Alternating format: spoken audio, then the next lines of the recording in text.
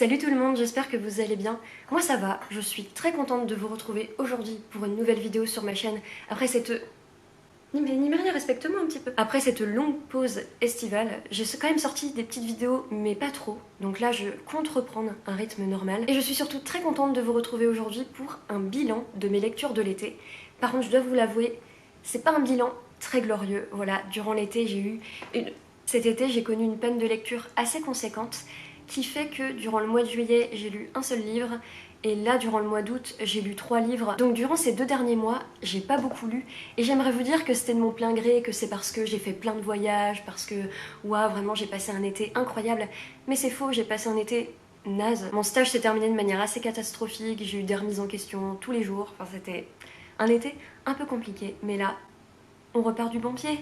Donc durant cette vidéo, je vais vous parler de 4 livres, et c'est vrai que je me suis posé des questions, je me suis dit est-ce que ça vaut vraiment la peine de faire un bilan lecture alors que j'ai pas fait énormément de lecture, mais c'est quand même des livres que je trouvais intéressants. Et puis aussi je me suis dit que c'était important pour moi de mettre en avant le fait que on n'est pas obligé de lire 10 livres par mois. Si on en lit moins, c'est pas grave, si on en lit 0, c'est pas grave, on a tous et toutes des hobbies différents et des vies différentes et on peut pas toutes et tous lire au même rythme et c'est normal en fait. Le seul et l'unique livre que j'ai lu durant le mois de juillet, c'est Spoiler Alert d'Olivia Dade, qui d'ailleurs a été traduit en français il y a pas si longtemps, il est sorti là au mois d'août sous le nom de Attention Spoiler. Ce livre, je sais plus trop où je l'ai connu, je crois que c'était sur Bookstagram, j'en ai entendu parler et le synopsis m'a donné super envie parce que ça m'a fait beaucoup penser à Fangirl de Rainbow Rowell. On va suivre Marcus qui est un acteur dans une série télé très à la mode, un peu en mode Game of Thrones, et en fait il a un peu une double vie où en gros durant la journée il fait son boulot d'acteur et le soir et quand il est chez lui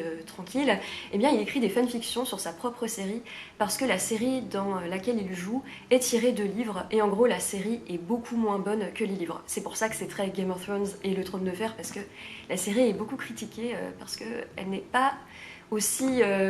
comment dire, on va pas commencer à clasher, mais elle n'est pas aussi détaillée, disons, que les livres. Et en parallèle, on va aussi suivre le personnage de April, qui est une fan de la série et des livres dans laquelle joue Marcus, et April aussi écrit des fanfictions.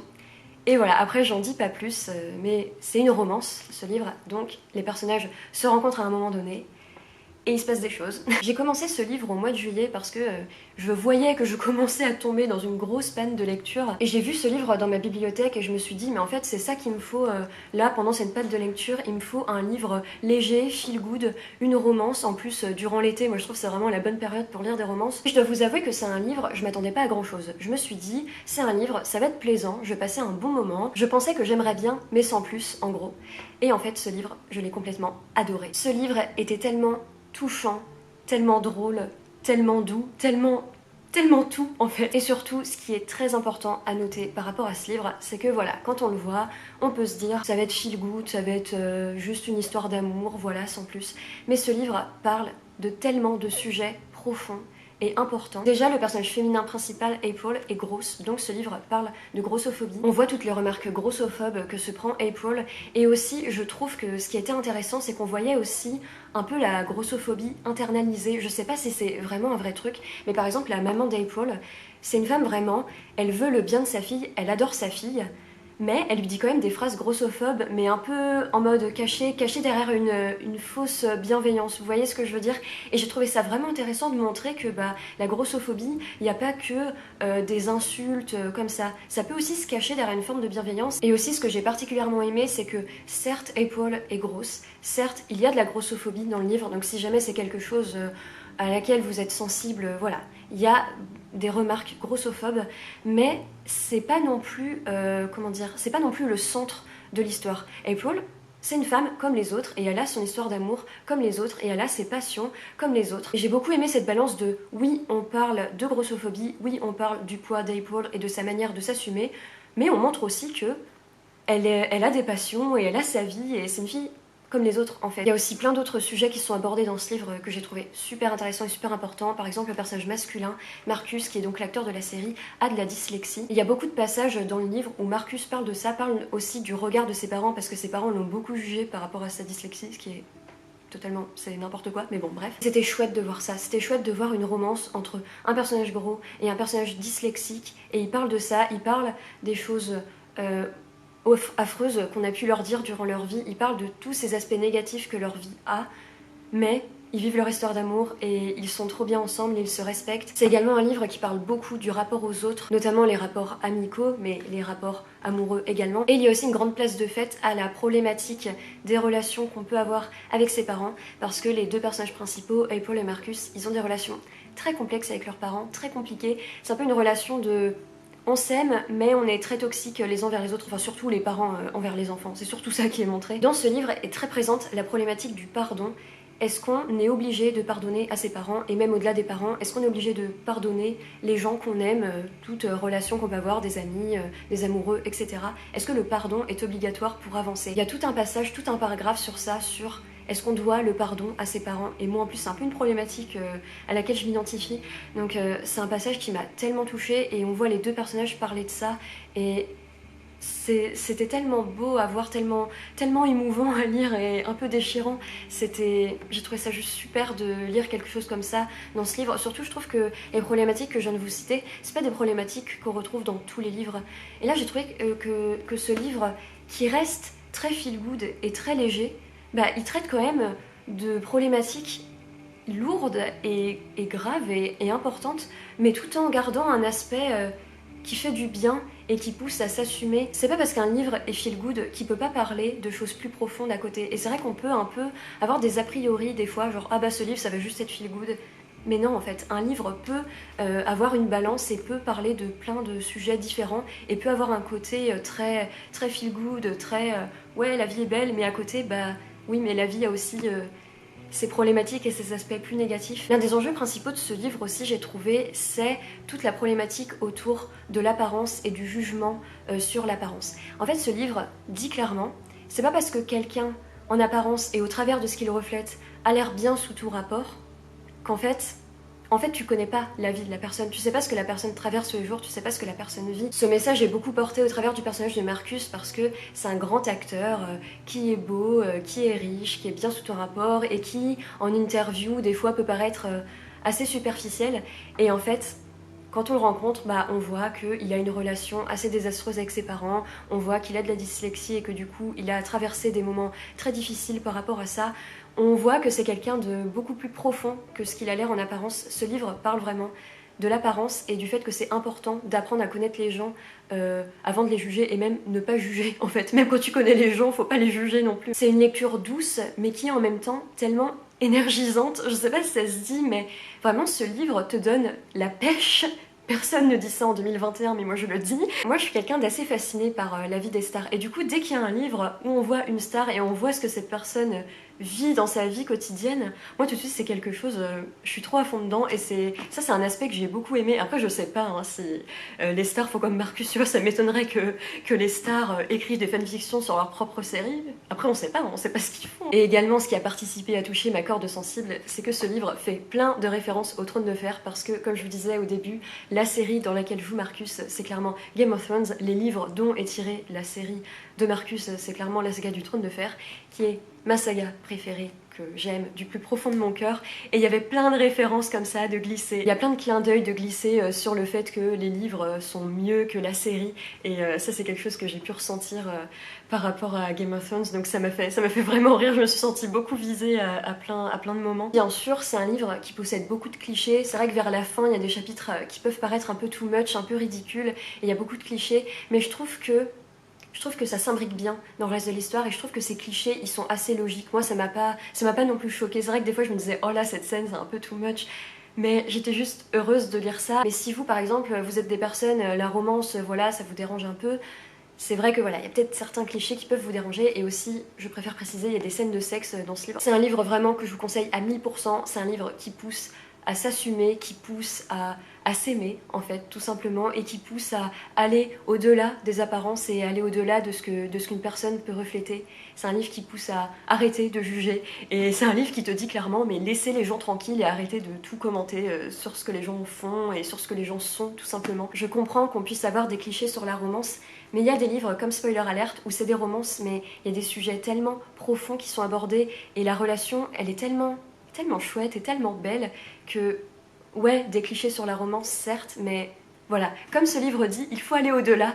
des apparences et voilà, s'intéresser plus aux romances parce que c'est chouette, les romances. Et aussi, ce que je voulais préciser, c'est que y a un tome compagnon qui va sortir au mois d'octobre. C'est pas vraiment un tome 2 parce qu'on va suivre le meilleur ami de Marcus. Après, je suppose que dans ce tome 2, on va suivre aussi l'histoire d'April et de Marcus. On va les voir un petit peu en fond, je pense. Donc c'est plutôt un tome compagnon. Mais moi, quand j'ai vu qu'il y avait un autre tome dans cet univers, j'étais juste tellement contente et je pense que je vais le lire. Après ça, j'ai lu de manière chaotique. J'ai pu terminer un livre seulement après avoir terminé mon stage. Le deuxième livre que j'ai lu durant l'été, je l'ai terminé fin août. Ce livre, c'est Anne of Avonlea de Lucy Maud Montgomery, qui est le deuxième tome de la saga Anne of Green Gables, qui est traduit en français, notamment chez les éditions Toussaint Louverture, qui font des éditions absolument magnifiques. Moi, je les lis en anglais, mais c'est vrai que j'ai un peu envie de m'acheter les livres juste pour les couvertures. J'ai lu le tome 1, donc Anne of Green Gables, au mois de mai, et j'ai été assez déçue par ma lecture parce que je pouvais pas m'empêcher de comparer ma lecture à la série Anne with an E, qui est une série que j'adore absolument. Voilà, je fais que en parler sur ma chaîne, faut que j'arrête. Je suis désolée si le plan a changé, j'ai donné un coup de pied sans faire exprès à mon trépied, vraiment je l'ai pas respecté. Je suis très contente et très soulagée de pouvoir vous dire que j'ai beaucoup plus apprécié ce tome 2 que le tome 1. Je pense que ce qui a fait que j'ai plus apprécié ce tome 2 que le tome 1, c'est que là, les événements, les actions, le fil rouge et l'histoire de ce tome 2, c'est pas des choses qui se passent dans la série, alors que le tome 1 et la série, il y a beaucoup de choses qui peuvent être comparées.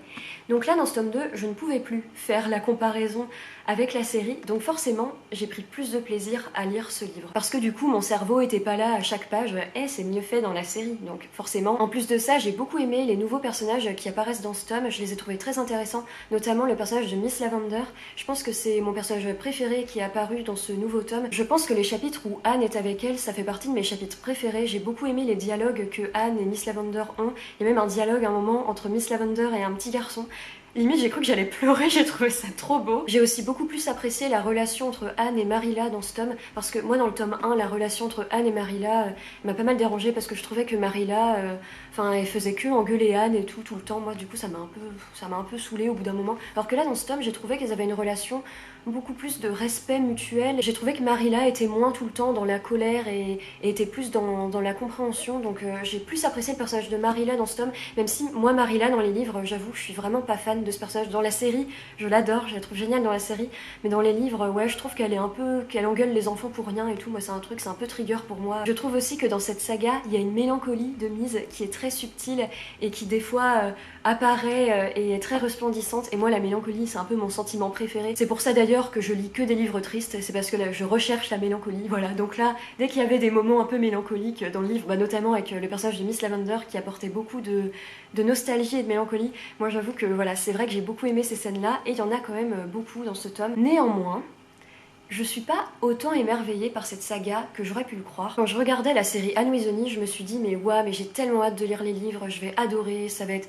Enfin, je m'attendais vraiment à retrouver le même sentiment d'émerveillement que j'avais en regardant la série, et malheureusement, je le retrouve pas dans le livre. Et le tome 1, bah pas du tout. Là, c'est vrai qu'il y a eu des scènes qui m'ont touchée et qui m'ont plu, donc c'était déjà mieux que par rapport au tome 1, mais c'est vrai que il me manque un truc, il me manque une petite étincelle. Pour moi, ce qui manque le plus dans cette saga, c'est le développement des personnages. Je trouve que les personnages ne sont pas du tout développés. Bien sûr, il y a le personnage d'Anne, forcément on suit ses pensées et on la voit grandir au fil des tomes, donc je dirais que c'est le personnage le plus développé, mais les autres personnages, ils sont pas du tout développés, je trouve. Et même au-delà des personnages, j'ai toujours l'impression que c'est pas assez exploité, que c'est pas assez développé, qu'on pourrait aller plus loin, et que moi je pense vraiment que pour être touché par cette saga, il faudrait vraiment que ça aille plus loin. Il y a quelque chose qui m'a particulièrement dérangée dans ce tome, c'est que je trouve que les enjeux qui sont mis en avant à la fin du tome 1 n'apparaissent pas du tout dans ce tome 2. Après, malheureusement, je peux pas trop expliquer quels sont ces enjeux parce que si vous avez pas lu le tome 1, bah, ça pourrait vous spoiler. Mais on apprend des trucs à la fin du tome 1, et dans le tome 2, soit on parle pas du tout de ces trucs, ou soit c'est arrangé en une phrase. Et aussi, moi, il y a quelque chose qui m'a frustrée et qui m'a un peu déçue, c'est la relation entre Anne et Gilbert. Je trouve qu'on les voit jamais ensemble. En fait, je trouve que leur relation, elle est pas du tout développée. On nous dit qu'ils sont amis, on nous dit qu'ils deviennent amis proches, mais ils sont jamais ensemble, on les voit pas, on nous dit juste ils sont amis, ils se voient 2 secondes, et puis après, bah, l'un des deux part et fait sa vie, et elle est où leur proximité, elle est où leur relation? Et après, je peux pas dire trop de choses par rapport à ça parce que ça pourrait spoiler, mais à la fin de ce tome, on nous dit un truc par rapport à leur relation, comment veux-tu y croire? C'est pas réaliste, on les voit pas du tout être ensemble dans ce tome. Moi j'ai trouvé ça très dommage. En plus moi par rapport à la série, je suis très fan du personnage de Gilbert. Et du coup, à la fin du tome 1, je me suis dit, ah bah ça veut dire que dans le tome 2, on va beaucoup voir Gilbert. Et en fait on le voit 3-4 fois. Il y a aussi quelque chose que j'ai oublié de mentionner quand j'ai tourné la vidéo, mais qui me semble néanmoins assez important de mentionner. Du coup, je vous mets un extrait de mon vlog du mois d'août où je parle d'Anne Devonley et de cette chose justement que je voulais mentionner. Je passe quand même un super moment en lisant ce livre. Il y a juste un passage qui m'a chiffonné. Mais ça, de toute façon, je le disais déjà pour le tome 1, je vous l'ai dit dans voilà, mes updates lecture et mes vlogs lecture. Le tome 1 d'Anne of Green Gables, pour moi, il y a des morales qui sont très questionnable. Ça se sent que c'est une femme blanche qui écrit au 19e siècle, peut-être début 20e, je sais plus de quand ça date, mais voilà, ça se sent que c'est un récit daté, ça se sent que voilà, c'est vraiment les morales qu'on donnait aux enfants de l'époque, les morales qu'avaient les parents et les figures autoritaires de l'époque. Voilà, moi, il y a vraiment des morales comme ça, même dans le tome 1, qui m'ont un peu questionné, que j'ai trouvé un peu problématique.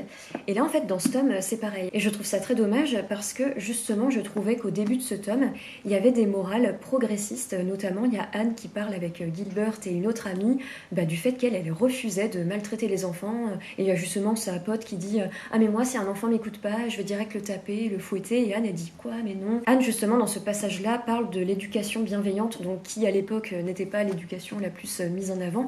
Et d'ailleurs, c'est un passage qui m'a beaucoup fait penser à Jenner. Je vous ai parlé de Jenner dans une vidéo sur ma chaîne et justement je parlais du fait que Jenner c'était vraiment la promotion pour l'éducation bienveillante. Dans Jenner, Charlotte Brontë montre bien que l'éducation à travers l'écrit et la maltraitance ne fonctionne pas et qu'il faut adopter une éducation bienveillante et voilà, tout passer au travers de la bienveillance et de la gentillesse et ça permet aux enfants d'être plus épanouis et donc d'apprendre plus vite, etc.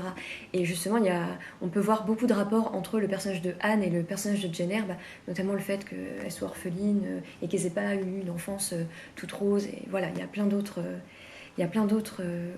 comparaison entre ces deux personnages. Et là, justement, le fait que Anne parle de cette éducation bienveillante, j'étais en mode oui, Jenner et tout. C'était une morale très progressive hein, et je trouvais ça chouette que ce livre parle de ça, surtout que voilà, comme je vous disais, je sais plus exactement quand ça a été écrit, mais voilà, ce livre n'a pas été écrit à une époque où l'éducation bienveillante était très mise en avant. Tout ça pour dire que dans ce fameux chapitre 12, en fait, il y a un passage où est-ce que ce sera un spoiler de le dire? En gros, dans ce chapitre, on met en avant justement une éducation maltraitante et en fait Anne du coup maltraite un enfant parce qu'il ne l'a pas écouté et Anne se sent mal, etc. Donc là j'étais en mode bon ça veut dire que voilà, elle va se remettre en question pour montrer que justement que c'est l'éducation bienveillante qui est la plus importante et qui doit être celle utilisée. Et puis en fait le chapitre se termine, l'enfant en fait la respecte maintenant. C'est dit clairement dans ce chapitre que c'est bien que Anne l'ait tapée parce que comme ça maintenant l'enfant la respecte et il l'écoute. Du coup, faut taper les enfants pour qu'ils t'écoutent. Enfin, en gros, ce chapitre dit ça. Et déjà, non. Enfin, pourquoi promouvoir le fait de maltraiter des enfants? Donc déjà, ça, pour moi, c'est la base. Mais voilà. Et en plus, je comprends pas l'intérêt dans la narration parce que Anne, du coup, elle dit clairement qu'elle est pour l'éducation bienveillante. Et là, du coup, avoir tapé cet enfant, ça a fait qu'il m'écoute. Et du coup, je suis un peu perplexe. J'arrive pas à savoir du coup ce que Lucy Maud Montgomery elle veut dire. Parce que elle fait avoir un discours à Anne en mode l'éducation bienveillante, tout ça. Et après, il y a tout un chapitre où, pour dire un peu que Anne avait tort, un peu. Donc, quel est le message de porter? Quelle est la morale de porter? Là, le tome 2, je pensais justement, je trouvais que ça partait bien. Et puis en fait, il y a eu ce passage. Et voilà, je sais que ça à remettre dans le contexte de l'époque, mais en fait, non. Parce que Charlotte Brontë avec Jenner, c'était aussi à une époque, c'était en plein milieu du 19e siècle. C'était même d'ailleurs à la première moitié du 19e siècle. Et Charlotte Brontë, elle est arrivée, elle a dit non, moi je parle de l'éducation bienveillante, moi mon personnage féminin de Jenner, elle a 10 ans et elle va dire à la personne qui la maltraite que cette situation ne lui convient pas. Donc je sais bien que des fois, faut remettre les textes dans le contexte de l'époque, mais voilà, je trouve que Jenner, par exemple, c'est une réponse pour dire que En fait, ça c'est un peu un argumentaire pour tout pardonner. J'ai très hâte de lire le tome 3 parce que là, comment se termine le tome 2, je trouve que ça donne très envie de lire le tome 3. Surtout que le tome 3 va se passer dans un endroit précis, voilà, je n'en dis pas plus. Et c'est vrai que j'ai très hâte de lire comment ça va se passer dans cet endroit. Et j'ai hâte de voir comment les relations entre les personnages vont se développer. J'ai hâte de voir les nouveaux personnages qui vont apparaître. Je sais pas du tout quand c'est que je vais lire le tome 3, peut-être à l'automne, parce que ce qui est bien avec Anne of Green Gables, c'est que tu peux le lire à n'importe quelle saison, parce qu'il y a toutes les saisons qui se passent dans le livre, donc peut-être qu'à l'automne, je lirai le tome 3. Le prochain livre dont je vais vous parler, ça a été très compliqué de lire ce livre. Ce livre, c'est Blue Lily, Lily Blue de Maggie Stiefvater, qui est le 3e tome de The Raven Cycle. Je crois qu'en français, le nom c'est La prophétie de Glenn Dower. Et si je me trompe pas, en fait au début, ils avaient commencé à traduire en français la série et je suppose que ça marchait pas suffisamment. Du coup, ils ont arrêté. Et là, je crois que les droits ont été repris et que du coup, ils sont en train de retraduire la série. En tout cas, ce qui est sûr, c'est qu'au moins le 1er tome est disponible en français et le 2e aussi. Là, du coup, c'est le 3e tome de cette saga que moi personnellement je lis en anglais. Je l'ai commencé au mois de juillet, je l'ai commencé début juillet. Et je me suis dit, voilà, il faut que je finisse la saga parce que je l'ai commencé il y a un an. J'ai commencé en juillet de l'année dernière et j'avais toujours pas lu les 2 derniers tomes. Donc là, je me suis dit, bon, là, il faut que je m'y mette. Donc je me suis lancée dans le tome 3 et j'ai lu 100 pages, je dirais, durant le mois de juillet. Et après, j'ai complètement abandonné. Je pense que ce livre a un peu participé à ma panne de lecture, ça a pas arrangé les choses en tout cas. Et là, au mois d'août, quand j'ai terminé Anne of Avonlea, il restait du coup que quelques jours au mois d'août et je me suis dit, Solène, quand même, il faut que tu le termines parce que là, si tu le termines pas maintenant, tu vas jamais t'y remettre et moi j'avais envie de terminer la saga. Donc j'ai pris mon courage à deux mains et j'ai repris le livre et j'ai bouffé 300 pages en très peu de temps. Donc au final, des fois c'est bien de me faire une pause et quand tu sens que voilà, un livre te met dans une panne de lecture, faut juste le laisser de côté et tu le reprends quand t'es prêt. Je dois vous avouer que ce livre me rend très confuse. Déjà, ce qui est important à dire, c'est que clairement, j'ai mis 1000 ans à le lire. J'ai mis quasiment 2 mois à le lire, donc forcément, ça joue dans mon appréciation. Et forcément, comme j'ai mis du temps à le lire, j'ai l'impression que ce livre a duré 1000 ans, j'ai l'impression que ça a été un peu décousu. Mais au final, peut-être que quand tu le lis vite, c'est pas le cas. Personnellement, j'ai trouvé que ce tome était assez décousu. J'ai trouvé que l'histoire partait dans tous les sens. Et j'ai trouvé que les chapitres n'allaient pas très bien les uns envers les autres. D'un coup, il y avait un truc qui se passait dans un chapitre, et le chapitre d'après, ils étaient à un tout autre endroit, ils faisaient complètement autre chose. J'étais hyper perdue, en plus c'est une histoire qui est assez complexe. Je viens de me rendre compte que je vous ai pas fait de résumé, mais cette saga c'est un petit peu compliqué de faire un résumé, et puis là en plus c'est le tome 3, mais en gros c'est une saga qui suit 4 amis, 5 amis plutôt, il y a... Attends, ils sont combien? Attends, il y a Blue, Adam, Ronan, Noah, Ganzi. Dans cette saga, on va suivre 5 amis dans un monde fantastique. En gros, c'est notre monde à nous, mais il se passe des choses un peu fantastiques et ils découvrent un peu des choses fantastiques et notamment ils sont à la recherche de la tombe d'un roi qui est mort depuis des siècles et ils veulent retrouver ce roi parce qu'il y a une légende qui dit que quand tu le retrouves tu peux faire un vœu. Après il y a d'autres enjeux qui sont mis en place, il y a d'autres choses fantastiques qui rentrent en jeu, il y a beaucoup d'enjeux fantastiques dans cette saga et là c'est un tome 3 donc je peux pas vous faire trop le résumé. J'avais l'impression que les chapitres c'était un peu une succession d'actions, du moins pour la première moitié, en tout cas les 100 premières pages, je les ai vraiment vécues comme ça. Les dernières pages, forcément, c'est vers la fin du tome, donc forcément les actions ont plus de choses à voir les unes envers les autres, mais c'est vrai que la première moitié du livre, mais je me disais mais qu'est-ce qu'ils font quoi? T'as un chapitre, ils font un truc, dans l'autre chapitre, ils font autre chose, et puis en plus comme j'avais lu le tome 2 plusieurs mois auparavant, forcément il y a des détails que j'avais oubliés, donc des fois j'étais un petit peu en mode bon, je vois ce qui se passe, mais je comprends pas tout, mais ça... c'est un peu subjectif parce que c'est moi, je l'ai pas lu dans les meilleures conditions possibles. Ce qui est bizarre avec ce tome, c'est que il se passe des choses, mais quand je l'ai terminé, j'ai eu l'impression qu'il s'était rien passé. Oui, bien sûr, il se passe des choses, mais en fait, je me suis rendu compte qu'il se passait pas grand chose d'intéressant. C'est un peu la phrase de rupture, c'est pas toi, c'est moi. Là, c'est ça. Ce que je me dis, c'est que peut-être que le livre était un peu long, parce que comme je vous dis, il y a des choses qui se passent, mais des choses pas si intéressantes, et je me dis, si tu regroupes les choses intéressantes qui se sont passées, ce livre aurait pu faire beaucoup de pages en moins. En revanche, parce que là je vous dis beaucoup d'aspects négatifs, mais il y a des points négatifs dans ce livre et dans cette saga bien évidemment, les personnages. Les personnages franchement, chef's kiss. Les personnages principaux de cette saga, je les aime de tout mon cœur, je les considère comme des amis, vraiment, et ils ont été vraiment mon moteur pour continuer ce livre. Là j'ai juste envie de lire le dernier tome, le prochain, du coup le 4e, juste pour retrouver les personnages parce que vraiment, je les aime trop. Je trouve que l'autrice parvient à rendre les personnages tellement réels et je pense que ce qui joue, c'est qu'elle prend le temps de les développer. Et ça, je trouve que c'est quelque chose qui n'est pas souvent là dans les livres, notamment voilà, avec beaucoup de livres que j'ai lus, j'avais cette impression que les personnages n'étaient pas assez développés, mais là, c'est vraiment pas un truc que tu peux reprocher à ce livre. Moi je trouve que les personnages sont très bien développés, et c'est ça qui fait que les personnages ont l'air si réels et si tangibles. Les personnages sont développés dans toute leur complexité, dans tous leurs défauts, dans toutes leurs qualités, dans tous leurs points faibles et leurs points forts. Et j'ai trouvé que même si l'histoire s'emballait, parce que voilà, on est à l'avant-dernier tome, donc forcément les choses s'emballent, les choses s'accélèrent, on commence à arriver vraiment vers la finalité de l'histoire, même si les choses s'emballent,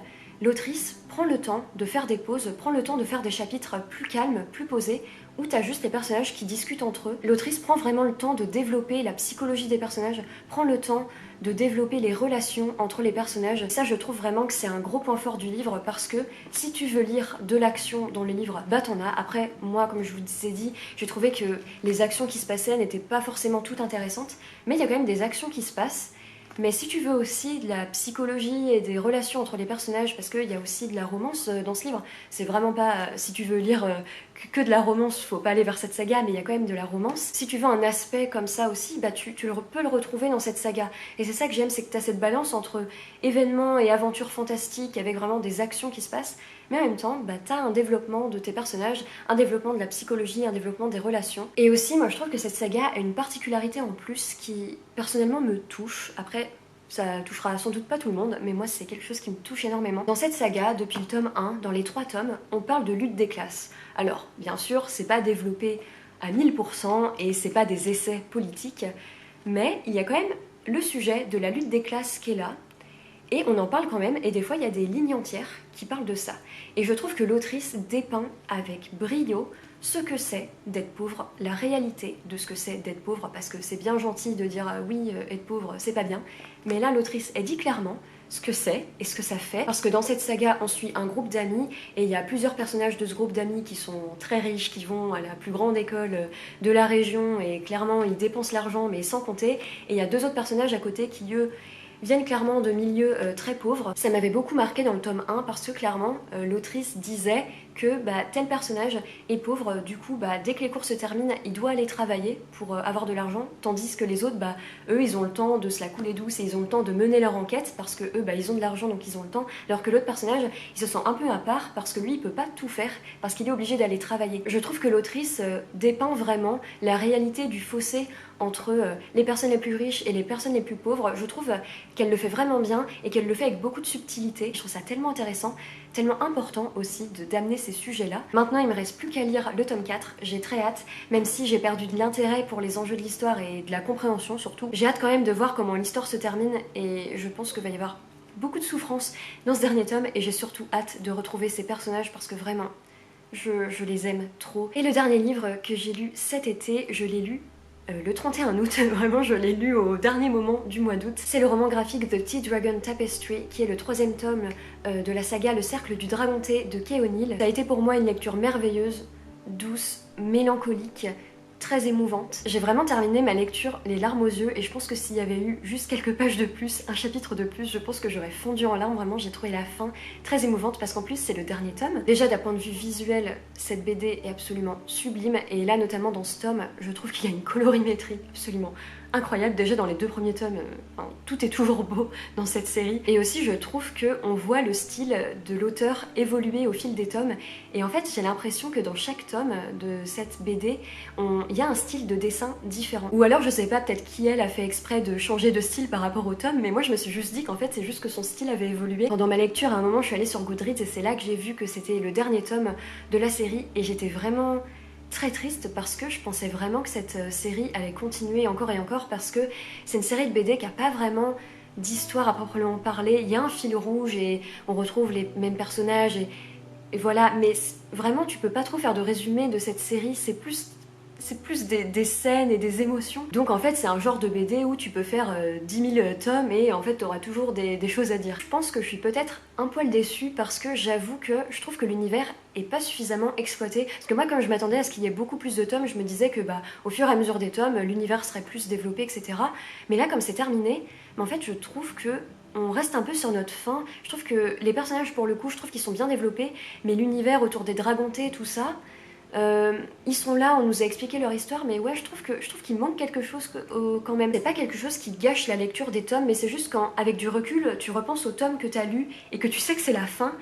Je trouve que t'es là genre, ouais mais l'univers quand même, mais je pense que c'est plus une question de frustration et de tristesse que ce soit terminé, parce que c'est vrai que quand tu lis le livre, t'as pas ce manque de développement. Le Cercle du Dragon Thé, c'est vraiment une série de BD que je conseille à tout le monde, vraiment. Peu importe ce que vous lisez d'habitude, peu importe ce que vous préférez en termes de lecture, vraiment, cette série, c'est le genre de truc que vraiment je peux donner aux gens dans la rue comme ça.